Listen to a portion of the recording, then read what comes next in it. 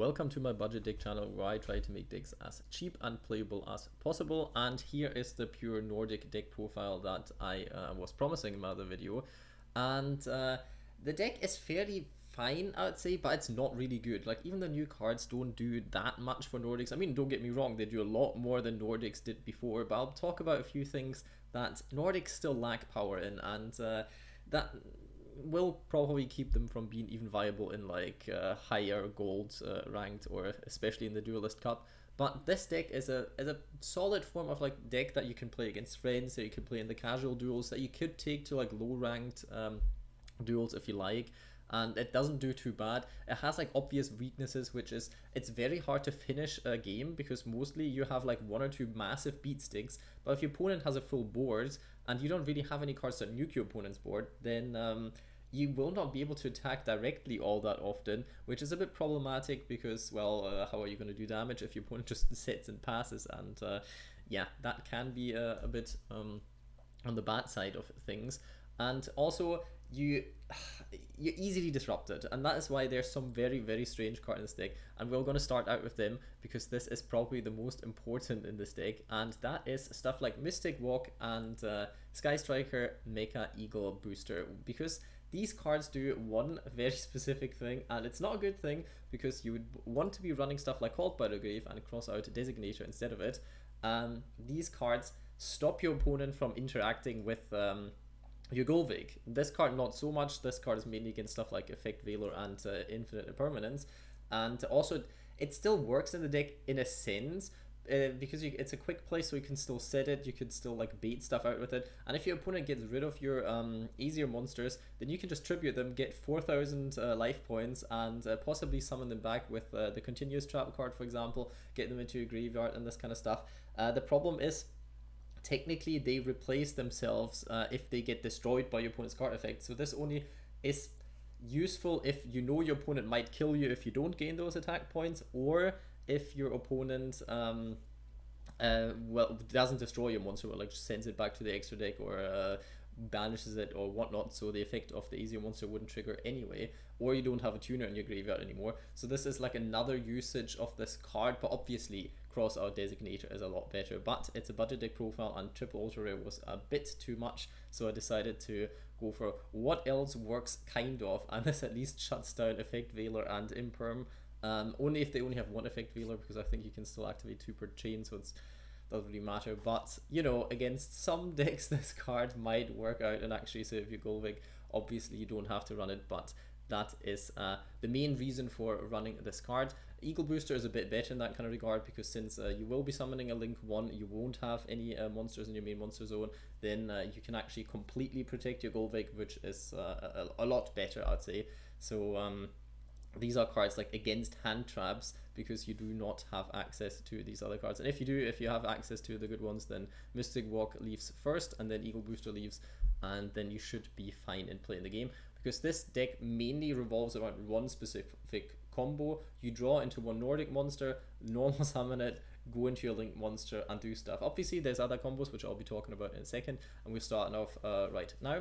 We have one Valkyrie, because this card will be sent to the graveyard most of the time. Technically, if you have a hand full of Nordics, which you kind of don't want to have, and you go second and your opponent is already out of their negates and stuff, or doesn't have any in the first place, then you can actually do stuff with this card and to go into one of your synchros. But that's not the case. This card is in the deck for, this is in the deck for sending it to the graveyard as a Nordic Ascendant tuner with this card, and then you have 2 tuners in the graveyard, so technically you can revive Odin twice, which would net you a draw twice, which is quite good, because this deck has no good grind game in a sense of you don't generate card advantage. You can do stuff in the grind game because you have your Continuous Trap and so on, and your monsters technically come back, but you do not generate any card advantage, which you will see against stuff like Evil Twins or whatever. It's insane how much card advantage they have, and they basically have a better monster on board after their combos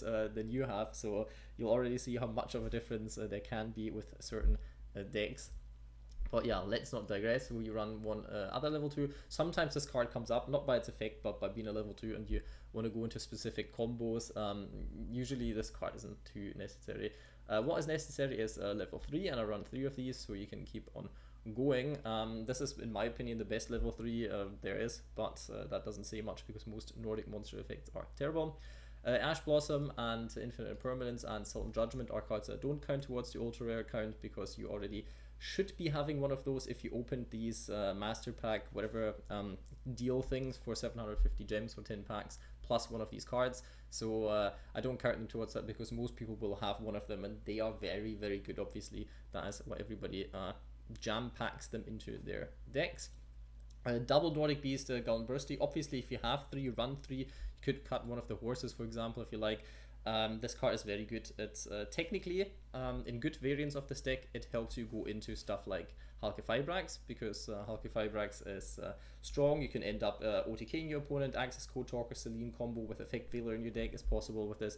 There's so much you can do with this. Obviously, I don't have to tell you how good Hlidskjalf can be, and this is one of the gates into Hlidskjalf. I think there's another Nordic card that also is like the level 1 alpha card that summons one from you, like gets you another normal summon, which is okay if you run stuff like Predaplant, Dirty Anaconda, for example, any like strong link 2s where this would work out. In certain variants this is like a 3 of them, but in this variant the level 1 does nothing. Like, it doesn't really help you go into your level 10s, obviously, because level 1 does nothing, it, like, the double summon does also nothing for you really, because what would it be doing unless you then go into a level 5 Synchro monster, for example? It's not that. I tested it and it didn't do anything in this specific variant. Obviously, if you want to run a more competitive variant with a lot of crazy extra deck stuff, then yes, it might, but in this specific variant it wouldn't.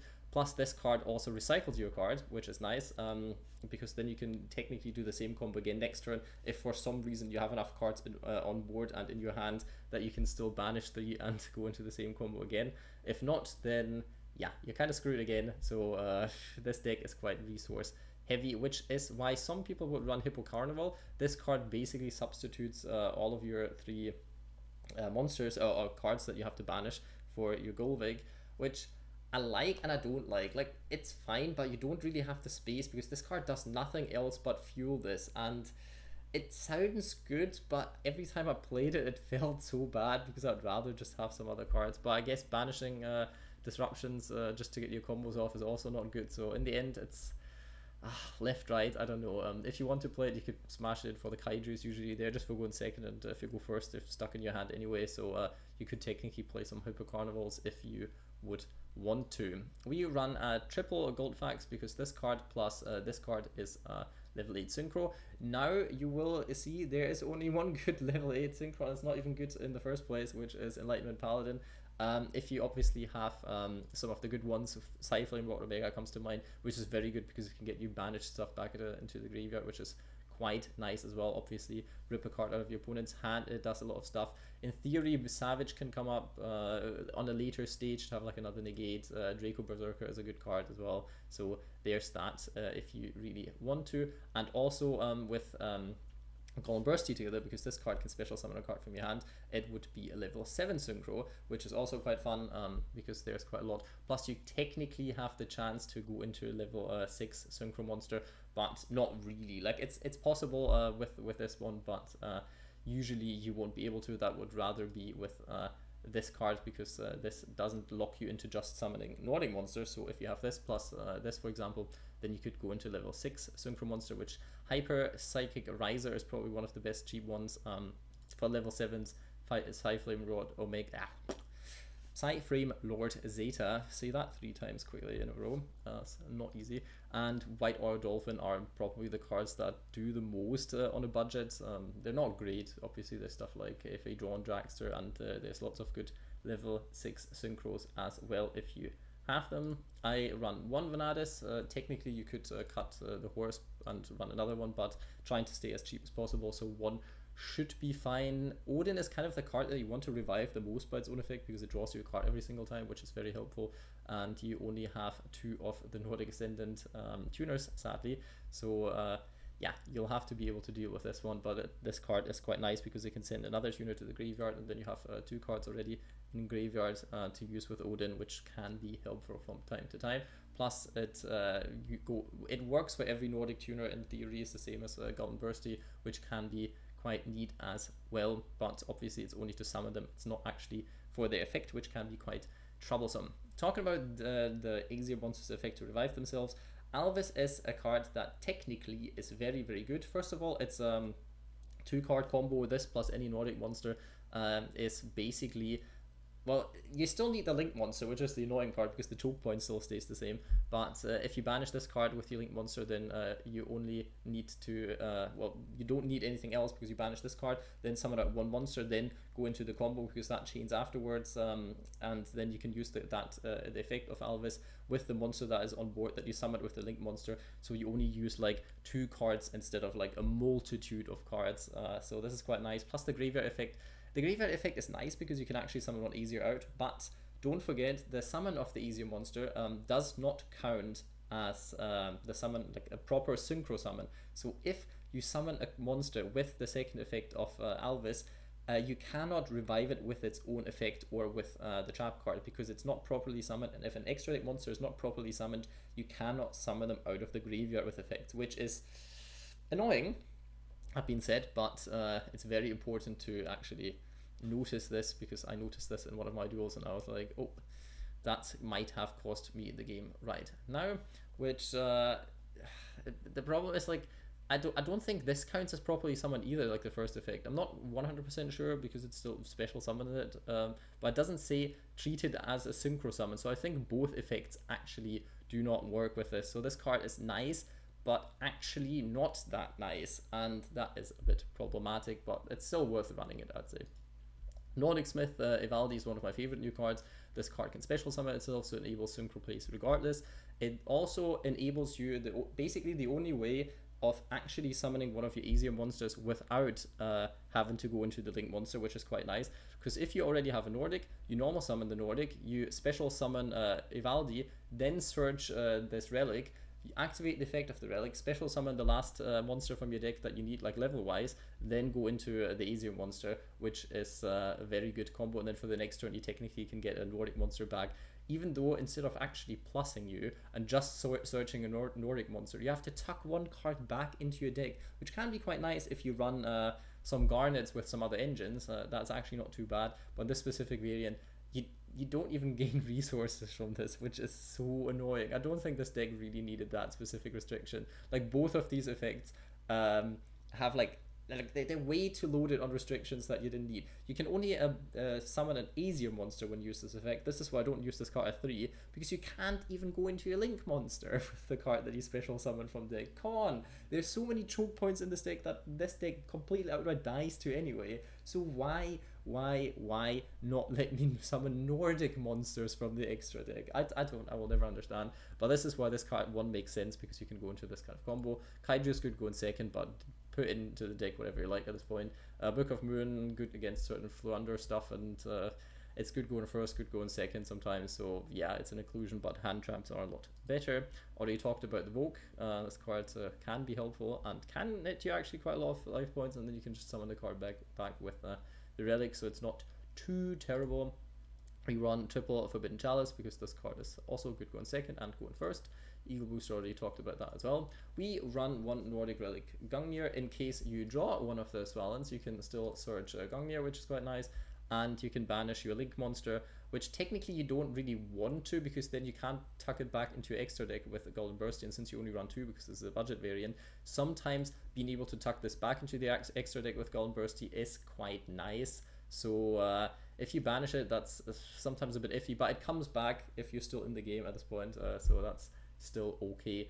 You technically could get rid of your Aesir, but you don't really want to. Still, it's a good disruption. It's a 1-for-1 trade, and you get your monster back at 1 point, and it works on any card. It's not set card, it's not face-up card, it's not monster, it's not anything. It's just 1 card, so this card is actually not too bad, especially because it's searchable. Because this deck does have a terrible grind game, Lost Wind is one of the cards that you possibly want to be running if you don't have good hand traps that you're using instead, because this card at least sets itself back, and especially against Phoenix Destroyer, I feel like this card actually does quite a lot. Infinite Impermanence, because this is a good card. Solemn Judgment, because sometimes Bell Trap cards can screw you up a lot, because the actual protection that your Aesir monsters have is literally zero. Yes, the Link monster has targeting protection if you place it in the right zone, which you obviously should. Other than that, yes, destruction is still very much a thing. You could run Mount of the Bound Creator.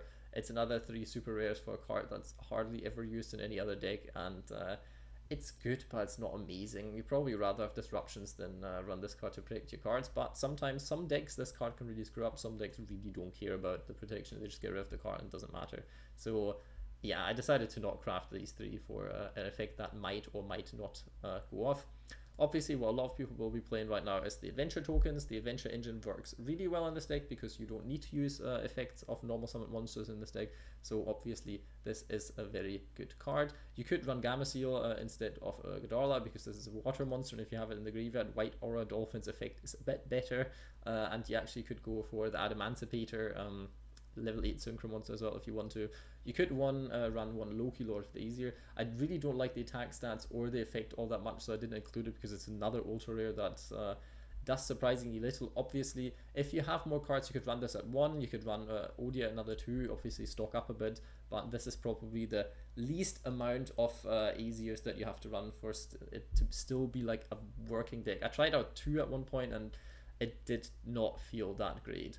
Another card you could be running to stop your opponent using some hand traps on you is Magical Midbreaker Field. Problem is, it hinders all of the cards that are basic in this deck as well, like Lost Wind, for example, Infinite Impermanence, Forbidden Chalice, Book of Moon. So this is really only a good inclusion if you run completely different hand traps like Nibiru and whatnot, and run nothing that targets your opponent.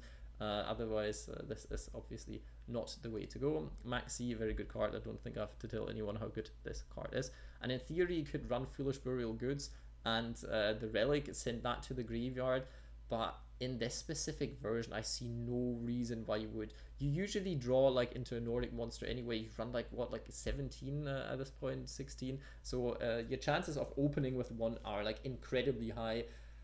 And yeah, if you don't, then I guess you just take the L, but you should be used to it because you're playing Nordics. So that's a bit with it. We run 1 Fortune Tome because it's a rank 3, that's okay. Same for Control if you need to deal with spell traps. And 2,800 attack defense points for rank 3 actually isn't too bad. You could run the Bamboozling Gossip Shadow if you don't care about people drawing a card. And you draw 1 as well, so it's fine. It's kind of effect negate, I guess. Rhapsody if you want to go into rank force, which is well possible as well. If your opponent has a lot of graveyard stuff that you want to get rid of. If there's a monster you can't get rid of, one of these 2 cards should be dealing with it, unless they have targeting protection, then nothing deals with it, but then you should be able to run it over with one of your Aesirs, and run 3 Gullveig if you have it, but 2 is mostly fine. Hope you enjoyed the deck profile, hope you enjoyed the deck, and leave a like, comment, subscribe, but most importantly, I hope you have a good day.